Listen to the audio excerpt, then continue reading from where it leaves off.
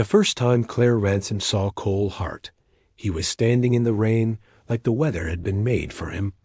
Hat brim low, shoulders squared, the kind of stillness that made everything else feel too loud. Her little sedan had decided to die right at the edge of Juniper Ridge, right where the highway gave up and the prairie took over. 1 minute she was gripping the steering wheel with white knuckles, following her phone's dying map, and the next she was coasting silent, powerless until the tires bumped gravel and her dash went dark. Now the rain came down hard enough to blur the world into gray streaks. The wind pushed at her door when she cracked it open, like it didn't want her here. Which was fair. Claire stepped out anyway, boots sinking into wet shoulder dirt, hair already frizzing out of the bun she detwisted in a gas station bathroom 3 hours back. She stood there with her arms wrapped around herself, staring down the empty road, trying to decide whether to cry or swear or laugh. A truck rolled up behind her like it belonged to the land itself, old, sturdy, not in a hurry. It stopped a few yards back. The driver's door opened, and the man who got out moved with a slow certainty, as if he'd never once doubted he could fix whatever he found. He walked up and stopped at a respectful distance, rain sliding off his coat. "You all right?" His voice was low. Not rough exactly. Just used. Claire swallowed. Her throat had been tight for days, like her body had been holding back the truth she refused to name. "My car's not," she managed. I'm fine." He looked at her car like he could see through the hood, through the metal, into the problem itself. Then his gaze went back to her face, and she had the strange, uncomfortable sense that he was checking for something else. Fear, panic, a crack. "Phone got service?" He asked. Barely. He nodded once, like he'd expected that. "Pop the hood." Claire blinked. "I don't know what I'm doing." "I do." Something about the way he said it, simple, not showy, made her chest ache. She moved to the front of the car, fingers fumbling under the latch until the hood released with a dull click. Cole stepped in, lifted it, and the engine bay hissed faintly in the cold rain. He leaned in. His hands were large, steady, and he didn't mind getting soaked. He didn't fuss. He didn't rush.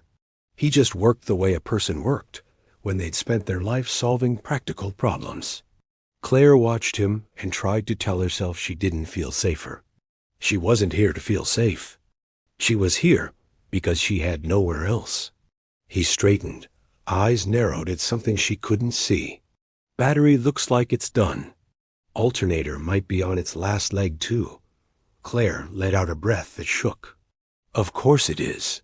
Cole's mouth twitched, almost a smile, like he understood the timing of bad luck. "You headed into town?" "Juniper Ridge," she said. "I think you're at it." Her shoulders sank. It was such a small sentence, but it landed heavy. She made it all this way, and still felt like she was standing on the edge of a cliff. Cole took off his glove, pulled a phone from his pocket, checked it, then looked at her. "I can tow you. Get you to a shop in the morning." Claire hesitated. Every warning bell she owned rang in the back of her mind. Don't rely on strangers. Don't accept help. Don't owe anyone anything. But she was wet, tired, and her bank account was an insult. She had a box of books in her back seat and a stack of regrets riding shotgun. "I don't have much money," she said, hating the way her voice wavered. Cole's gaze didn't flicker. Didn't ask. That made her blink, too. Most people asked, even when they pretended not to. He walked back to his truck and came around with a tow strap. "You got a place you're staying?" Claire stared at the rain-slick road. "Not exactly." For the first time, something changed in Cole's expression. It was subtle, his eyes narrowing a fraction, his jaw setting, but it was there. Like he'd recognized the shape of her answer. "You're new?" He asked. "Returning," she corrected softly. "I grew up 2 towns over. Haven't been back. In a long time." Cole nodded like that explained something. He hooked the strap to her car with quick, competent movements, then came back to her, holding out his coat. Claire blinked again. "Oh, no. Take it," he said, not unkind, but not negotiable either. "You're shaking." "I'm not. You are." Claire's pride rose up, sharp and defensive. Then she realized her hands were trembling, and she didn't even know if it was the cold or everything else she'd been carrying. She took the coat. It smelled like clean soap, leather, and wind. It was warm from him, like he'd been holding heat inside it. Cole climbed into his truck, and Claire followed in her own car as he guided the tow, slow and careful, his truck lights cutting through the rain like a promise. Juniper Ridge came into view in soft, dim shapes dusty Main Street, the faint glow of a diner sign, a feed store with a porch light swinging. Even in the storm, it looked like a place that remembered itself.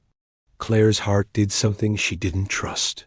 Cole pulled her car into a lot beside a closed garage, then parked and got out. Claire climbed from her car, coat still over her shoulders. Rain lessened to a steady drizzle. Cole walked around and studied her again, like he was deciding whether to leave. "You can't sleep in that car," he said. Claire stiffened. "I wasn't going to." He didn't look convinced. "Where were you planning to go?" Claire opened her mouth and realized she didn't have a solid answer.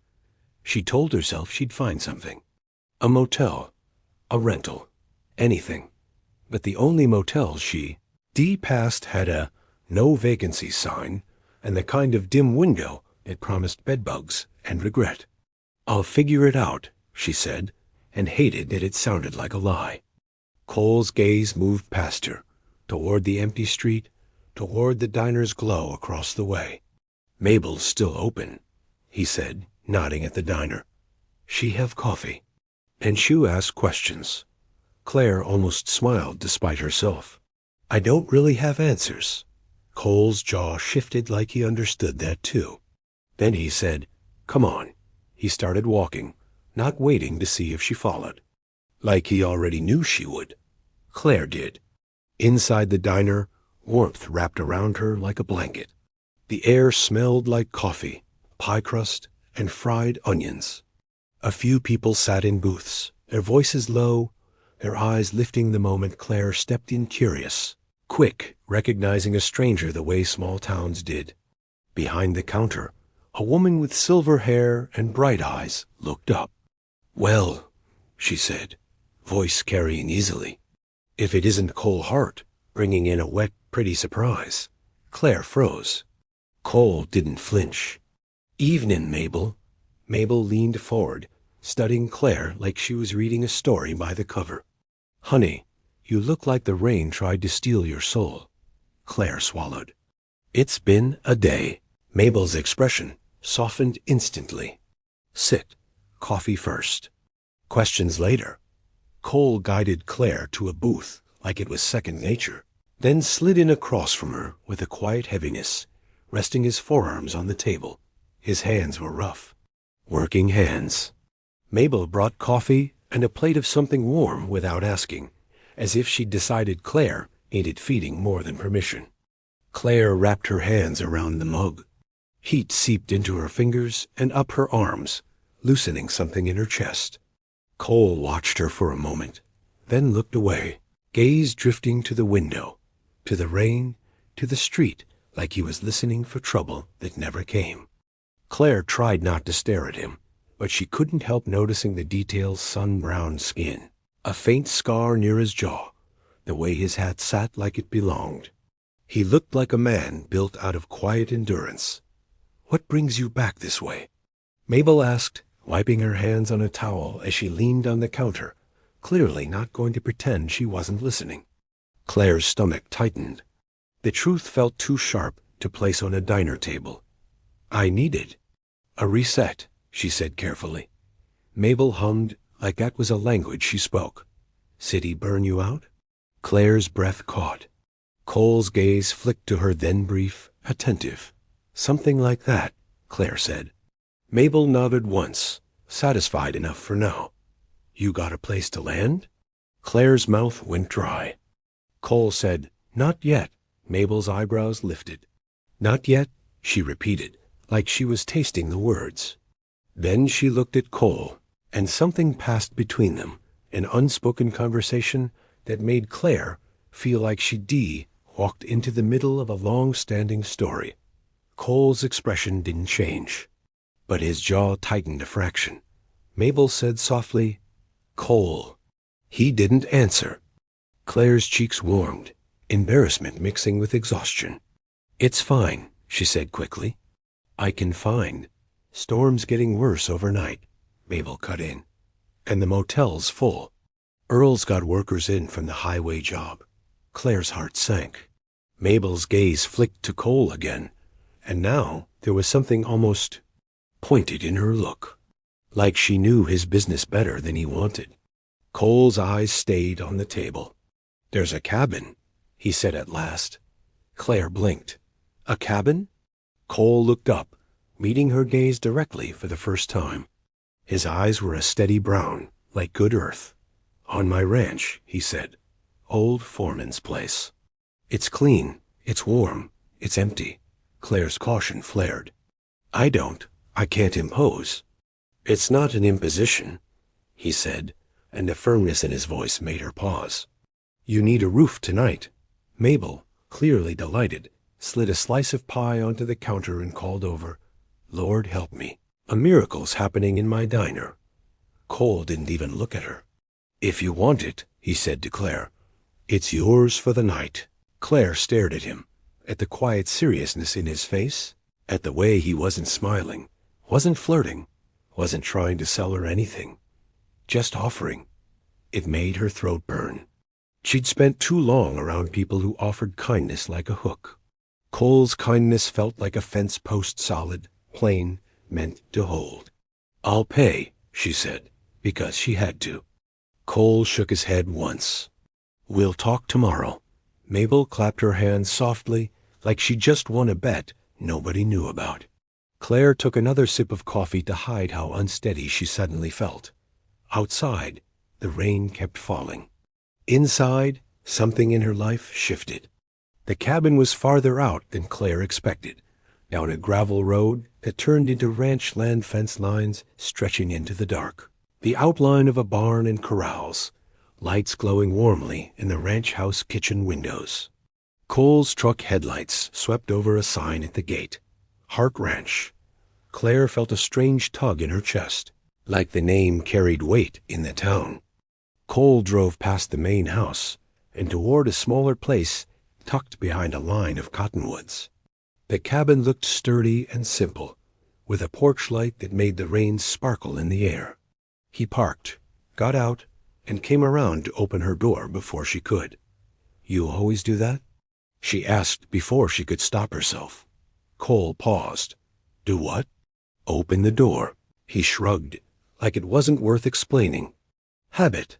He led her up the steps and unlocked the door, pushing it open to reveal a small, warm space. A couch with a faded quilt. A kitchen table. A wood stove. The kind of place that felt like it had held stories for years. Cole stepped inside and turned on a lamp. Warm light filled the room. "It's not fancy," he said. Claire swallowed again. "It's perfect." Cole nodded once, then went to the stove, checking the wood. His movements were efficient, familiar. Claire stood there, still wearing his coat, suddenly overwhelmed by the reality of being somewhere safe after months of feeling like she was falling. Cole glanced at her. "There's towels in the bathroom. You can shower." Claire's voice came out small. "Thank you." Cole's gaze held hers for a beat longer than necessary. Then he looked away like he'd said too much already. "I'll bring you some groceries in the morning," he said. "If you're staying longer." Claire blinked. "Staying longer?" Cole hesitated, and for the first time, she saw something like uncertainty flicker across his face. "You said you don't have a place," he said, quiet. "Cabin's been empty." Claire's heart pounded. "What would you want in return?" Cole's jaw tightened. He stared at the floor like he didn't like the question. like he didn't like what he was about to say. "I need an heir," he said. Claire went still. Cole lifted his gaze slowly. In the warm cabin light, his eyes looked darker, older. "My granddad left this ranch with a trust," he said. "It keeps the land from getting carved up, keeps it in the family. But there's conditions." Claire's throat was dry. "What kind of conditions?" Cole's voice was steady, but it sounded like he'd rehearsed it in his head and still hated the words. "If I don't have a child before the trust term ends," he said, "the land sells, goes to bidders. People who don't care what it is." Claire stared, stunned. Cole held her gaze, not flinching. "It's not about money," he said. "It's about the ranch staying what it's always been." Claire's chest tightened. "And you want?" "Hmm?" Cole's jaw flexed. "I want a woman I can trust," he said quietly. "Someone kind, someone steady, someone who won't use a kid like leverage." Claire felt like her brain couldn't catch up. "You don't even know me," she whispered. Cole's gaze didn't move. "I know enough." Claire let out a breath that was almost a laugh, but it came out shaky. "What exactly are you asking?" She said, because she needed him to say it plainly if she was going to survive hearing it. Cole's shoulders rose and fell, like he was forcing himself to stand in the discomfort. "You need shelter," he said, "a place to start over. I can give you that. You can live here. Cabin's yours. You can work if you want help around the ranch, in town, whatever you choose." Claire's heart thudded hard. "And you?" she asked softly. Cole's voice dropped lower. "I need a family. A son." He paused and corrected himself like he was catching his own pride. "A child. An heir." Claire stared at him, and the audacity of it all pressed against her ribs. The rain tapped the windows. The wood stove crackled faintly. Cole's eyes were steady, but his hands were clenched at his sides like he was bracing for rejection. "We'd marry?" Claire asked. Cole nodded once. "It's cleaner, for the town." "For the kid." Claire's mouth went dry. "And the rest?" Cole's face didn't change, but a faint flush rose under his cheekbones. "We'd try," he said simply. Claire's stomach twisted. She could hear her own heartbeat, loud in her ears. The logical part of her mind screamed, "This is insane." The exhausted part of her whispered, "You're already broken. What's the worst that could happen?" Then there was another part, small, scared, hopeful, that noticed the way Cole wasn't trying to charm her. He wasn't asking for control. He wasn't promising the moon. He was offering a roof, a purpose, and a clear, blunt bargain. With a respect that felt unfamiliar, Claire swallowed. "Why me?" Cole's gaze softened almost imperceptibly. "You didn't ask me for anything," he said. "Not money, not pity. You just stood there in the rain and tried to hold yourself together." Claire's breath caught. Cole looked away, voice rougher. "I've seen women who know how to take. I've seen women who know how to perform. I haven't seen many who know how to endure without making it everybody else's problem." Claire's eyes burned. "You don't know what I've done?" she whispered. Cole's voice was quiet. "Then tell me when you're ready." Something about that no pressure, no demand, hit her like a wave. Claire set his coat carefully on the back of a chair, as if returning it was the only way to keep from drowning. "I need time," she said. Cole nodded. "You can have it." He moved toward the door. "Where are you going?" Claire asked, startled. Cole paused with his hand on the knob. "Home," he said. "You're safe here." Claire stared. "You're not staying?" Cole's gaze met hers, steady and restrained. "Not unless you ask me to." Her throat tightened painfully. He opened the door and stepped into the rain. Before he left, he said, almost like a vow, "I'm not going anywhere." "Not unless you tell me to." Then he was gone, truck lights fading into the dark. Claire stood in the warm cabin, listening to the storm, and realized her hands were shaking again. Only this time, it wasn't from the cold. Claire didn't sleep much. She lay on the bed in the small bedroom, staring at the ceiling, the quilt pulled up to her chin like armor. Her mind ran in circles. A month ago, she'd been an executive assistant in a glass building downtown, scheduling meetings for people who acted like their time was more valuable than her life. She had a fiancé who smiled at her across dinner tables and texted another woman under the same tablecloth. She'd found out by accident, like betrayal always seemed to arrive, an email popping up on a shared tablet when she'd gone to check a recipe. She'd confronted him. He'd told her she was too intense, too tired, too much responsibility, like her exhaustion had been an inconvenience to his appetite. 3 days later, she'd quit her job. 2 weeks after that, she'd packed her car and left the city with nothing but boxes, shame, and a stubborn refusal to collapse where anyone could see. Now she was in a cabin on a ranch, and a man she barely knew had offered her shelter in exchange for a family. Claire rolled onto her side, pressing her knuckles to her mouth. The truth was, the bargain wasn't what scared her most. What scared her was the possibility of peace. Peace felt like a trap when you'd lived too long in survival. At dawn, she finally slept. When she woke, sunlight was spilling through the curtains, pale and quiet. The rain had stopped. The world outside looked rinsed clean. A knock sounded on the door. Claire's heart jumped. She pulled on jeans and a sweater, hair messy, then opened the door. Cole stood on the porch, holding a paper bag and a grocery box. His hat was off, hair damp and slightly tousled. He looked younger without it, more human. "Morning," he said. Claire swallowed. "Morning." He held out the bag. "Coffee and a breakfast burrito. Mabel said you'd need it." Claire almost smiled. "She's not wrong."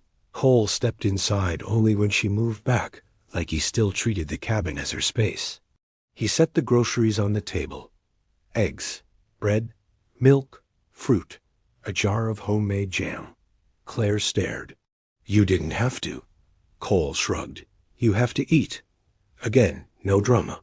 "Just fact." Claire's chest tightened. "Thank you." Cole's gaze flicked to her face, then away, like he wasn't comfortable with gratitude. "You think about what I said?" he asked. Claire's stomach fluttered. "Yes," she admitted. Cole nodded once, waiting. Claire took a breath. "You're serious?" "I don't joke about land," he said simply. Claire rubbed her arms, suddenly self-conscious. "What happens if I say no?" Cole's jaw tightened slightly. "Then you still get a roof for a bit," he said. "You'll find your footing. I'll help you get your car fixed." "You'll move on." Claire blinked. "You'd still help me?" Cole looked at her like the answer was obvious. "You're here," he said. "That's enough." Claire didn't know what to do with that. She'd spent so long earning kindness like it was a salary. "What happens if I say yes?" she asked softly. Cole's gaze held hers a moment longer. "Then we do it right," he said. "Right," Claire echoed, voice faint. Cole leaned back slightly, as if bracing himself. "I'm not asking to own you," he said. "I'm asking to build something. Slow, steady." Claire's throat burned. "And the trying?" Cole's face warmed again, faint color rising. "We'd be husband and wife," he said. "We'd share a bed. We'd try." Claire's mind flashed to the title of his bargain, to the bluntness of it. "We'll make love every night," she murmured, half to herself. Cole's jaw flexed. His eyes softened just a fraction. "That's what I told myself," he admitted quietly. "Like a plan. Like if I could schedule it, I could control the outcome." Claire stared at him. The honesty in that cracked something. Cole looked down at his hands. "Truth is," he said, voice lower, "I don't want it to feel like a chore. Or a transaction." Claire's heart pounded, and for the first time, she realized he was just as afraid of this as she was, just better at hiding it. "I don't know if I can trust love," Claire whispered. Cole's gaze lifted, steady. "Then don't call it love yet," he said. "Call it choosing." Claire swallowed hard. Cole stood. "Come into town," he said. "You need supplies. We'll get your car looked at." Claire nodded slowly, because she wasn't ready to answer the bigger question, but she could accept the smaller mercy.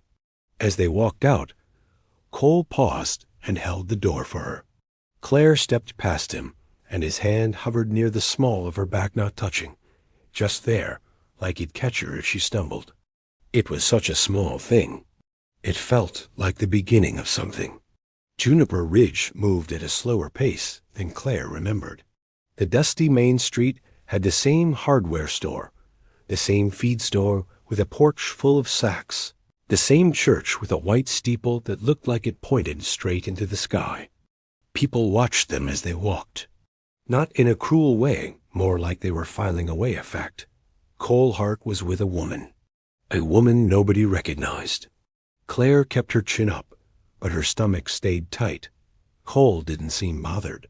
He nodded at folks, exchanged short greetings, kept his steps steady beside her, like he wasn't leaving her to face the town alone.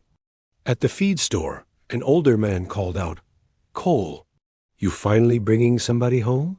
Claire's cheeks flamed. Cole didn't miss a beat. "Morning, Roy." Roy's eyes twinkled. "Mabel's already talking." That was fast. Cole's jaw tightened. "Mabel talks about the weather, too." Roy laughed, delighted. "Well, welcome," he said to Claire. "You'll find we mind our business right after we discuss it thoroughly." Claire couldn't help it. A small laugh escaped. Cole's gaze flicked to her, and something softened in his eyes, like he'd stored that sound away. They went to the garage next. Earl, the mechanic, looked at Claire's car like it offended him. "Battery's toast," he said, wiping his hands. "Alternator's weak." "She's been limping for a while." Claire's stomach dropped. Cole asked, "How much?" Earl named a number that made Claire's throat go tight. Cole didn't react. "Do it," he said. Claire grabbed his arm before she could stop herself. "Cole, I can't." Cole looked down at her hand on his sleeve. Claire pulled back quickly, embarrassed. Cole's voice stayed calm. "We'll settle up later," he said. "Get it fixed. You need wheels." Claire's eyes burned again. "Why are you doing this?" Cole's gaze held hers. "Because you're here," he said again, like it was the only reason he needed. Claire didn't know how to respond. On the way out, they passed the diner. Mabel spotted them through the window and lifted both brows dramatically, waiting like she'd just seen a parade. Cole's shoulders sank a fraction, like he'd resigned himself to being entertainment. Claire asked quietly, "Is the whole town like this?" Cole's mouth twitched. "Worse on Sundays." Claire found herself smiling despite the fear still lodged in her ribs. They drove back to the ranch, wind drying the last of the rain. The prairie rolled out wide and open, grass bending like waves. Claire stared out the window and realized her breathing had slowed for the first time in months. Cole drove one-handed, the other resting on the wheel, gaze focused ahead. He didn't fill the silence with chatter. He let it be quiet. It felt respectful. When they reached the ranch, a ranch hand in a hoodie waved from the barn. "Tanner," Cole said. "Good kid?" Tanner walked over, grin wide. "Boss, you didn't tell us we had company." Cole's jaw tightened. "It's not a rodeo." Tanner laughed, eyes flicking to Claire with friendly curiosity. "I'm just saying, it's been a while since we saw a woman here that wasn't a Miss June from church trying to feed us casseroles." Claire smiled politely. "Hi." Tanner tipped an imaginary hat. "Welcome," Cole said. "Go check the north fence." Wind probably dropped a section. Tanner's grin widened. "Yes, sir." As Tanner walked away, Claire asked softly, "Boss?" Cole's mouth flattened. "Don't start." Claire laughed again, surprising herself. Cole glanced at her, and this time, he didn't look away fast enough. For a second, his gaze stayed on her like he was memorizing the way she looked, when she forgot to be guarded. Claire's chest tightened. She looked away first. The days settled into a rhythm Claire didn't know she'd been craving. Mornings, she woke to quiet, the sound of wind through trees, the distant low of cattle, the creak of the porch swing moving on its own. She made coffee, sat at the small cabin table, and tried to remember how to exist without a calendar screaming at her. Cole would show up around 8, never earlier, always after he'd done the first round of chores. He'd knock once, then wait. He never let himself in, even though he had a key. He'd bring something small, fresh eggs, a loaf of bread, a jar of honey. Always practical, never romantic, and somehow that made it feel more intimate. Claire started helping around the ranch because she needed to be useful to keep her pride intact. Cole didn't assign her hard work. He taught her, patiently, quietly, how to carry a bucket so you don't slosh it, he said once, watching her struggle. How to hold the feed scoop so you don't spill it everywhere. Claire glared. I'm learning. Cole's eyes warmed slightly. I know. He showed her the horses. How to talk low so they didn't spook. How to brush them in long strokes. One afternoon, a stubborn mare refused to move. Claire tugged on the lead rope, frustrated. Come on. The mare planted her hooves.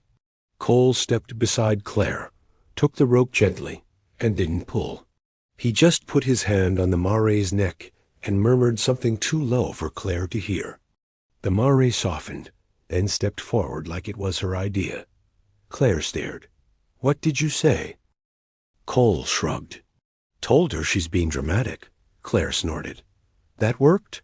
Cole's mouth twitched. She knows I mean it. Claire shook her head, smiling, and realized something dangerous. She liked him. Not in a fireworks way. Not in a dizzy way. In a quiet, steady way that felt like walking into a warm kitchen after being out in the cold. They crossed paths in town often. The feed store. The diner. The hardware store. Every time, people watched, gossip blooming like wildflowers. Mabel started calling Claire Honey, like she'd known her forever. The church ladies June and Ethel cornered Claire after a service she attended, mostly because she needed somewhere to sit with other people and feel normal. Bless your heart, June said, squeezing Claire's hands. We heard you're staying on the Hart place. Ethel leaned in. Cole ain't brought a woman around since. June elbowed her sharply. Ethel coughed. Since a long time. Claire looked between them. Since when? They both smiled too brightly. June patted Claire's arm. You just come to potluck on Wednesday, she said. We'll feed you and mind your business. Claire almost laughed. Almost. Because she felt the question hang in the air like smoke. Since what? Cole didn't talk much about his past, and Claire didn't push. She understood the instinct to lock pain away. But little things slipped through. A framed photo on the ranch house mantel glimpsed when she came in one afternoon to drop off supplies. Cole younger, standing beside an older man with the same eyes. The older man's smile wide, proud.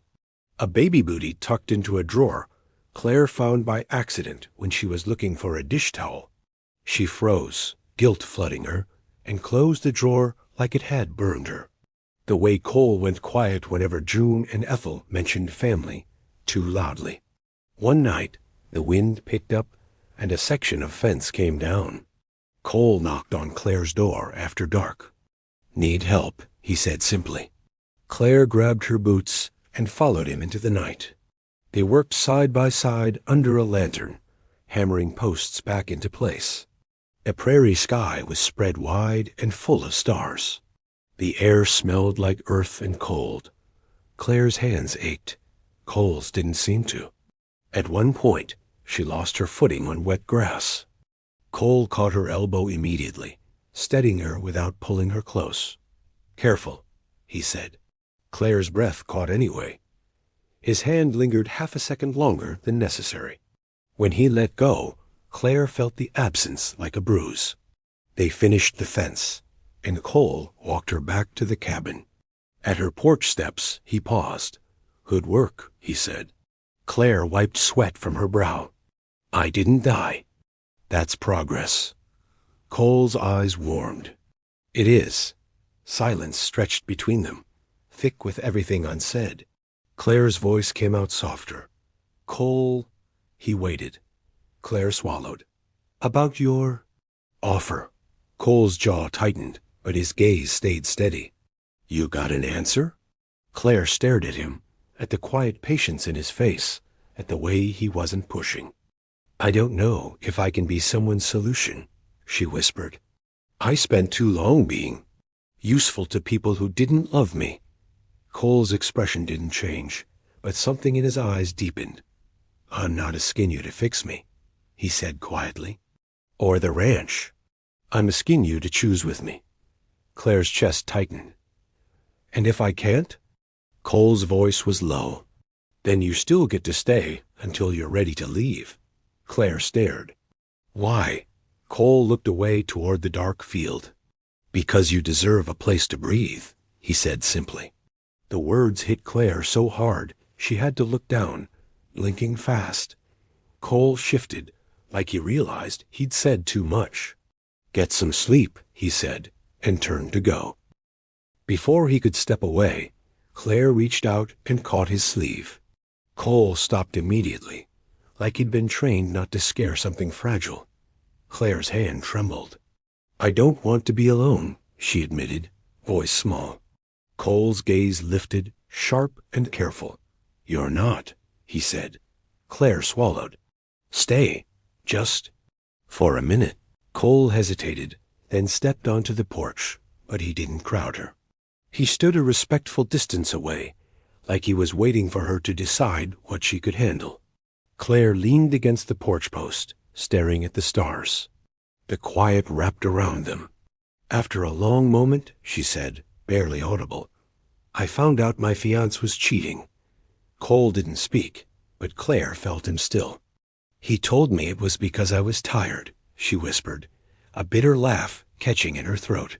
"Like my exhaustion made him lonely." Cole's jaw clenched. Claire's voice cracked. "I worked so hard. I carried everything. I kept thinking if I just held on, he'd see me. Choose me." She swallowed, eyes burning. "And he didn't." Cole moved then just a step closer, slow and careful. His hand hovered near her shoulder. "Can I?" he asked quietly. Claire nodded, barely. Cole's hand settled on her shoulder, warm and steady through her sweater. Not gripping. Just there. Claire's breath shook. Cole's voice was low. "You don't have to carry this by yourself anymore."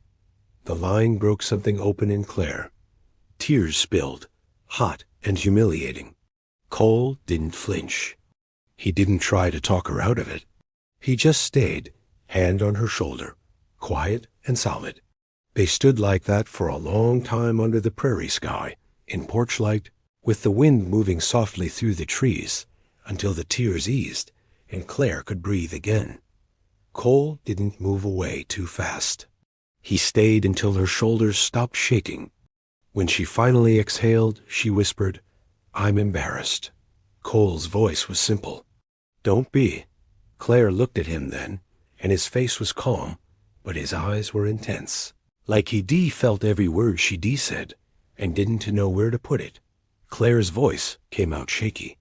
"If you're just doing this for the ranch?" Cole's jaw tightened. "I'm doing it for the ranch," he admitted. "And for me." Claire blinked. Cole's gaze held hers. "I don't want to be alone forever," he said. The honesty landed heavy. Claire whispered, "Neither do I." Cole's hand slid from her shoulder to her forearm, then to her hand slow, asking without words. Claire let him. His palm was warm, rough, steady. They stood holding hands on the porch like it was the most natural thing in the world. Cole's voice was quiet. "If you stay," he said, "I stay. If you're here, I'm here." Claire's breath caught. Cole looked like he regretted saying it, but he didn't take it back. Claire squeezed his hand. And for the first time in months, she felt something like hope. If you want more slow-burn cowboy romances like this, subscribe and turn on notifications so you don't miss where this story goes from here. After that night, things didn't suddenly become easy. They became more real. Cole still didn't talk much, but he showed up in ways that made Claire's chest ache. When Claire forgot to eat, Cole would happen to bring stew leftovers from the ranch house kitchen, set them on her table, and leave without making it a discussion. When the wind turned sharp, a thicker quilt appeared folded on her couch. No note, just warmth. When she got overwhelmed in town, too many eyes, too much gossip, Cole would step slightly closer without touching her, like a silent shield. Claire started noticing the ways he carried responsibility like a second skin. Ranch hands looked to him without question. Older folks in town nodded at him like he was a pillar holding something up. One afternoon, Claire helped in the ranch house kitchen.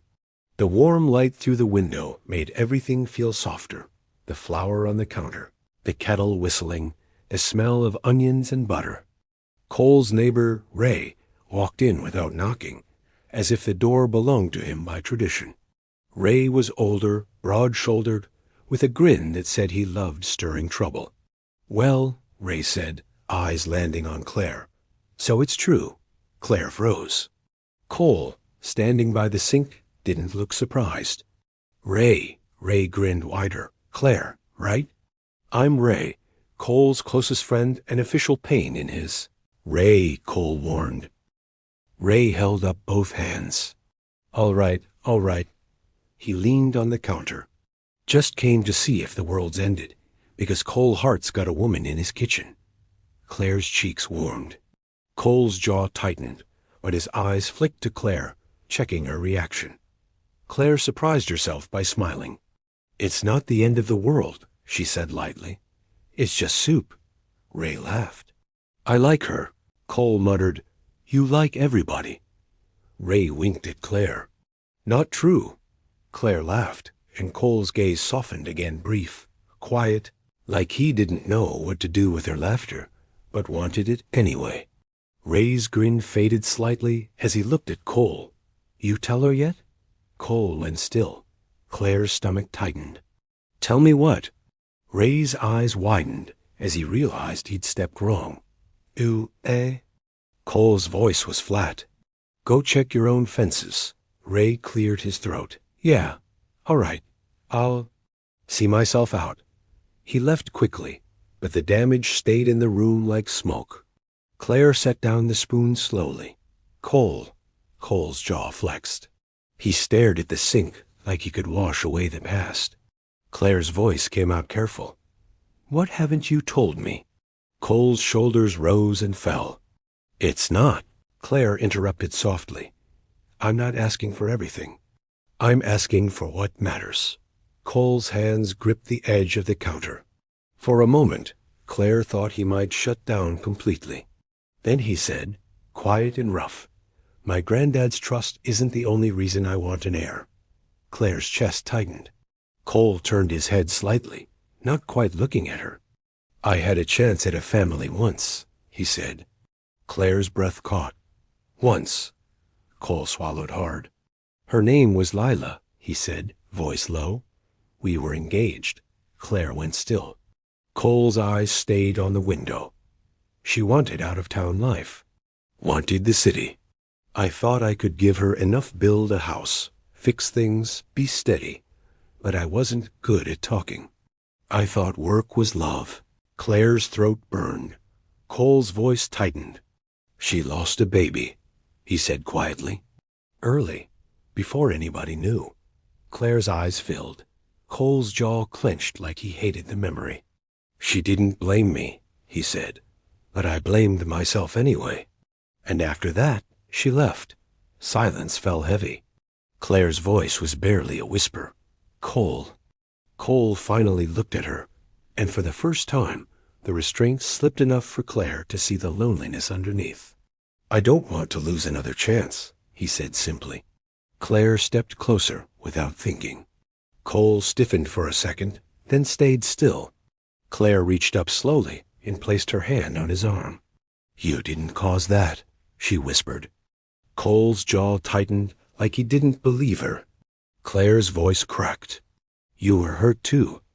Cole didn't answer, but he didn't pull away. In that warm kitchen light, with the kettle still whispering on the stove, Claire realized something that both terrified and steadied her. They were two wounded people trying to build a home out of ordinary days. And she wanted to try. A week later, Claire made her choice. Not with fireworks. With a quiet yes spoken at the cabin table, hands wrapped around coffee like courage. Cole sat across from her, gaze steady, shoulders tense like he was bracing for impact. "I'll do it," Claire said softly. Cole didn't move. "Do what?" Claire swallowed. "Stay," she said. "Try. With you." Cole's breath left him slow. Relief flickered across his face so fast it almost didn't show. Then his jaw tightened again, like he didn't trust relief. "You're sure?" he asked. Claire's eyes burned.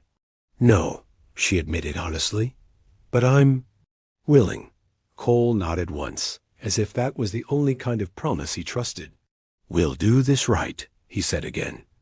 Claire whispered, "What does right mean to you?" Cole's gaze held hers. "Respect," he said. "Safety. No games.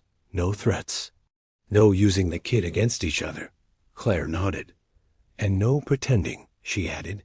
Cole's mouth tightened. "That one's harder for me." Claire almost smiled. "Then we'll practice." Cole's eyes softened faintly. "All right." They didn't rush into a wedding overnight, though the town would have loved that. They did it the Juniper Ridge way, slow, practical, under the watchful eyes of everyone who'd known Cole since he was a boy. They went to church together on Sundays, sat in the same pew, listened to June and Ethel whisper behind them like birds. They ate at Mabel's diner, where Mabel started leaving 2 plates in front of them without asking, like she'd already decided they belonged. They worked the ranch, side by side, Claire learning, Cole watching her with a quiet pride he didn't name. And in the evenings, when the world went soft, Cole would walk Claire to her cabin porch like it was a ritual, and sometimes he'd stay. At first, it was just sitting, talking low, sharing stories about nothing and everything. Weather, horses, her old job, his granddad's stubbornness, the way the town never forgot a mistake. One night, Claire reached for his hand first. Cole's fingers curled around hers like he'd been waiting. He leaned in slowly, giving her every chance to pull away. Claire didn't. His kiss was soft hesitant at first, then deeper with relief, like he couldn't believe he was allowed. Claire's chest tightened, not with fear this time, but with something like being chosen. When they finally broke apart, Claire rested her forehead against his. Cole's voice was low. "You okay?" Claire whispered, "Yeah." Cole kissed her again, gentler, and then he murmured against her hair, "You feel like the only place I can breathe." Claire's throat tightened. And when they went inside together, the world didn't turn graphic or loud or explicit. It turned quiet, safe. The door closed. The lamplight softened. The rest belonged to them, in a way that didn't need describing to feel real. Tell me in the comments, do you think Claire should trust him fully yet? Of course, real life didn't stay easy just because they'd chosen. The closer they got, the more Claire's old fear fought back. One afternoon in town, Claire walked into the diner alone and heard a voice she recognized from childhood's sharp familiar. "Cole always did what he had to," a woman said. Claire froze near the doorway. Mabel stood behind the counter, arms crossed, eyes narrowed at the speaker. The speaker was a woman in her late 30s, with perfect hair and a city coat that looked out of place among the denim and boots. "She's just a solution," the woman continued, voice calm and cruel. "An incubator for his ranch." Claire's stomach dropped like she'd been punched. Mabel snapped, "Hollis, you don't get to come in here and spit on people as lives like at S Entertainment." Hollis Claire remembered now. Hollis Kane, Cole's ex-fiancee's cousin. A woman who'd always had sharp opinions and sharper lipstick. Hollis smiled thinly. I'm just saying what everyone's thinking. Claire's throat burned. Her hands went cold. Mabel spotted Claire and went still. Honey, Claire backed out before anyone could stop her. The walk back to the ranch felt endless. The wind felt louder. The sky felt too wide. By the time she reached her cabin, her chest was tight with panic. Incubator, solution, transaction. All the old words from her past rose up like ghosts. Claire paced, tried to breathe, tried to remember Cole's hand on her shoulder, his quiet voice telling her she didn't have to carry things alone. But fear wasn't logical. Fear was old, and it made her do what she'd always done when love started to feel like a cliff. She started packing. Not everything, just the important things. The things she could grab quickly. When Cole knocked on her door that evening, Claire's heart slammed into her ribs. Claire? His voice was low, careful. You in there? Claire closed her eyes, forcing herself to answer. Yeah. She opened the door, and Cole's gaze immediately dropped to the boxes by her couch. His jaw tightened.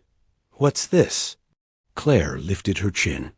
I heard it, she said, voice shaking despite her effort. Cole went still. Heard what? Claire swallowed hard. That I'm just a solution, she whispered. That you're using me. Cole's face went rigid. Who said that? It doesn't matter, Claire snapped, then flinched at her own sharpness. Because the point is, it could be true. Cole stepped forward a fraction. It's not. Claire's eyes burned. How do I know? She whispered. I've been here before. I've been someone's convenience, someone's plan. Cole's jaw clenched. I told you the truth. Claire shook her head. You told me part of it, and everyone in this town knows the rest. Cole's voice was rougher. I didn't hide it to trick you.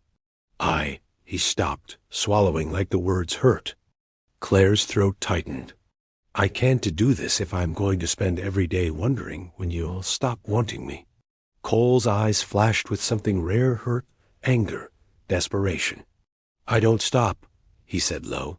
Claire's voice cracked. People always stop.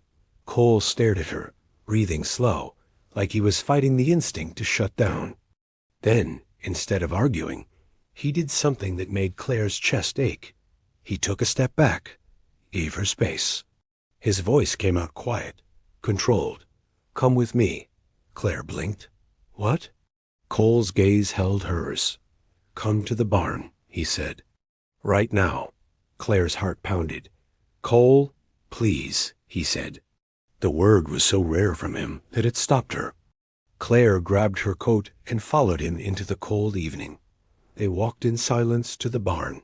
Inside, the smell of hay and animals wrapped around them, familiar and grounding. Cole led her to a small tack room, turned on a light, and opened a drawer.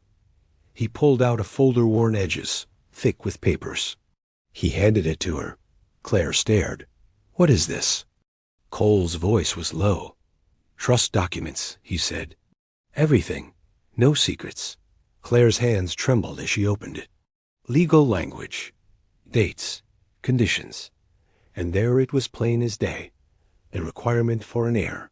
The deadline. The land's fate if he failed. Claire's throat tightened. Cole watched her like he was bracing for her to see him as ugly.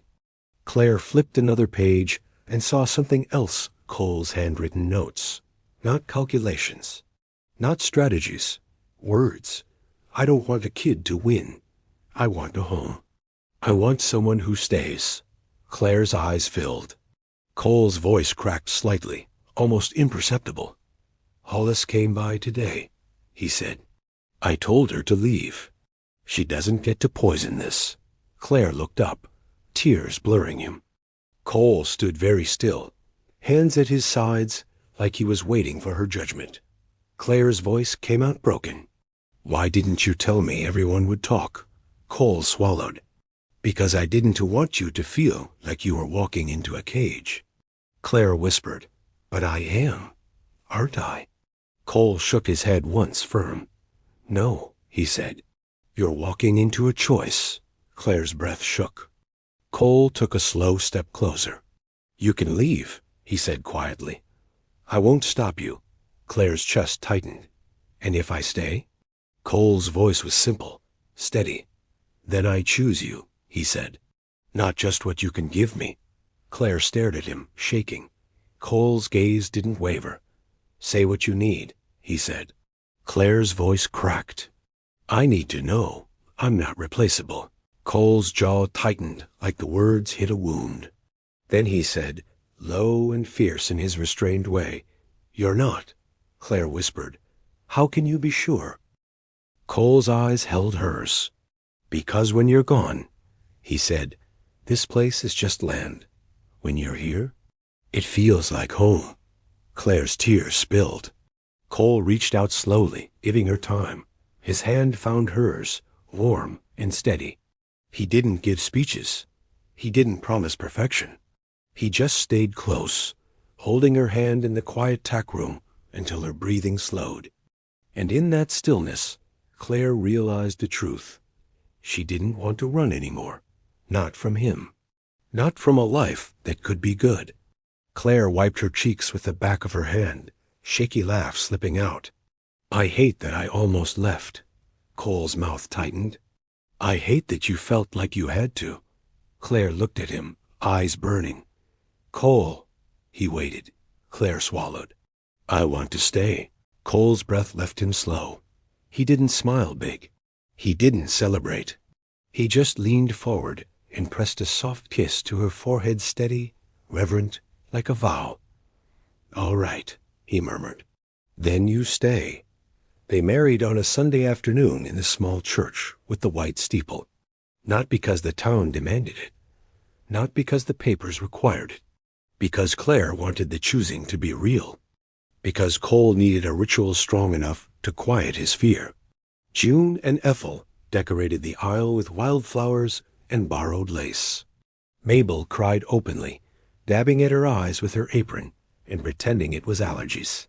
Ray stood up front beside Cole, looking proud and smug like he'd known this would happen all along. Claire wore a simple dress, nothing fancy, just soft fabric and a quiet strength. When she walked down the aisle, the whole town watched.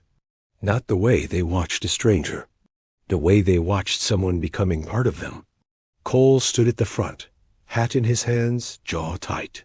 When Claire reached him, he lifted his gaze, and the restraint in his eyes almost broke, like he couldn't believe she was choosing him. The preacher spoke about love being patient, love being kind, love bearing and hoping and enduring. Claire thought about fences and porch lights and quiet hands. Cole spoke his vows in a low voice that barely carried, but every word landed heavy. I'm not good with speeches, he said, looking at Claire like she was the only thing in the room. But I'm good at staying. Claire's throat tightened. Cole continued, voice rough. I'll show up. I'll keep you safe.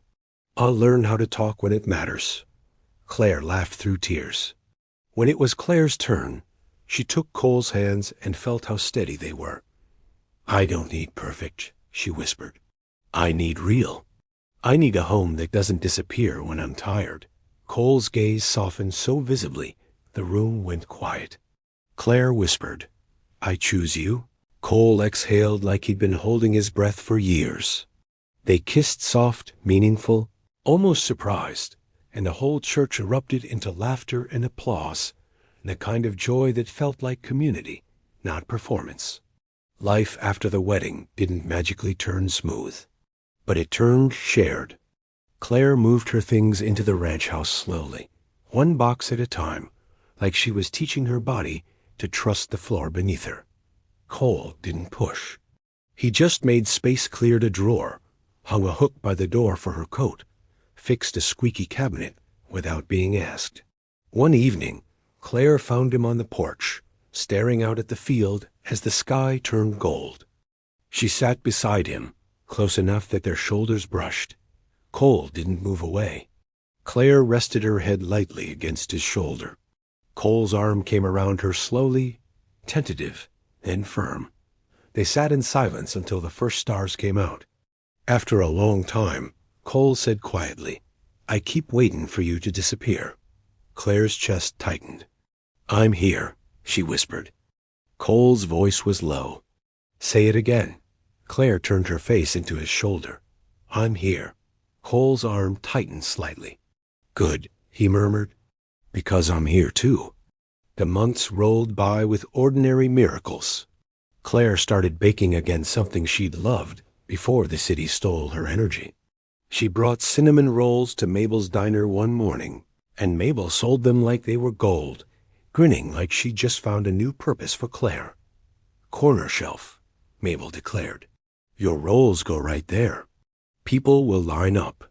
Claire laughed, surprised at how good it felt to create something that made people happy. Cole built Claire a small garden patch beside the ranch house, fenced, neat, protected from the wind. He didn't make a big announcement. He just worked until it existed. Claire stood there staring at it. One evening, hands to her mouth. Cole leaned on the fence post, watching her quietly. Claire whispered, "You built this for me." Cole shrugged. "You said you missed green." Claire's eyes filled. "You listen." Cole's voice was low. "Always." And on a crisp morning, when the prairie air smelled like frost and possibility, Claire stared at a small test strip in the bathroom and felt her breath stop. 2 lines. Her knees went weak. She sat on the edge of the tub, hand over her mouth, tears already spilling. This was what he'd wanted. This was what she'd feared. And yet all she felt was trembling awe. Claire found Cole outside, fixing a hinge on the barn door. He looked up as she approached, wiping his hands on his jeans. "You okay?" he asked immediately. Claire held out the test strip in her trembling hand. Cole stared at it, confusion flickering, then recognition hit him like a wave. His face went blank for half a second, as if his mind couldn't hold the reality. Then his breath left him slow. He stepped closer, eyes locked on hers. "Claire." Her voice broke. "It's positive." Cole stood very still, like if he moved too fast, the moment would shatter. Then, carefully, he reached out and cupped her face with both hands' rough palms, gentle touch. His eyes were bright. "You're sure?" Claire laughed through tears. "Yes." Cole closed his eyes briefly, forehead dropping to hers. For a second, the quiet cowboy with the restrained heart looked wrecked by joy. When he spoke, his voice was low and broken in the simplest way. "Thank you," he whispered. Claire's chest tightened. "Cole, don't thank me like I'm doing this for you alone." Cole opened his eyes. His gaze held hers, steady and reverent. "For us," he corrected softly. "For us," Claire nodded, tears slipping down. Cole kissed her soft, meaningful, full of relief and fear and wonder, and then he pulled her into his chest, holding her like he was anchoring himself to the world. Claire whispered against him, "I'm scared." Cole's arm tightened. "Me too." Claire pulled back just enough to look at him. "But we're doing it anyway," she said. Cole's mouth twitched, almost a smile. "Yeah," he said. "We are." When the town found out, it felt like the news ran faster than the wind. June brought casseroles. Ethel brought baby blankets she swore she just happened to have made already. Ray built a rocking chair without telling anybody and dropped it on the porch like a silent blessing. Mabel put "Heart Baby on the Way" on the diner chalkboard and charged people extra for coffee out of sheer excitement. Claire found herself laughing more than she'd cried in months. Cole stayed close in small Way's hand at her back in crowds, checking if she'd eaten, making sure she rested when her body demanded it. One night, Claire woke from a dream where she was back in the city, alone, drowning in glass and noise. She sat up shaking. Cole, half asleep beside her, turned instantly, his hand finding her in the dark. "Hey," he murmured, voice thick with sleep. "What is it?" Claire whispered, I thought I lost you. Cole sat up, pulling her close without hesitation. You didn't, he said simply. Claire's breath shook. Promise? Cole's voice was low. I'm not going anywhere, he said. Not unless you tell me to. Claire pressed her face into his chest and let the fear ease under the steady beat of his heart. In the months that followed, they worked on the ranch together, preparing in quiet, ordinary ways, fixing a section of the barn, adding a small paddock fence, painting a nursery room in warm, gentle colors. One evening, Claire stood in the doorway of that nursery, hands on her belly, watching Cole tighten a screw on a crib. She felt tears gather again, not from pain, but from the overwhelming softness of being cared for. Cole looked up. What? Claire laughed softly, wiping her cheeks. Nothing, she whispered. Just, I can't believe this is my life. Cole's gaze softened. Believe it, he said. You're here. Claire stepped closer, resting her hand on his shoulder. Cole covered her hand with his. Claire whispered, home. Cole's voice was low. Yeah, he said. Home. And in the warm kitchen light later that night, with the town's potluck plans already forming for the baby's arrival, Claire realized the ending wasn't really an ending at all. It was a door opening, a life beginning, a prairie wide enough to hold them, a love steady enough to stay. If you were in Claire's boots, what would you do first on that ranch tonight? Tell me below.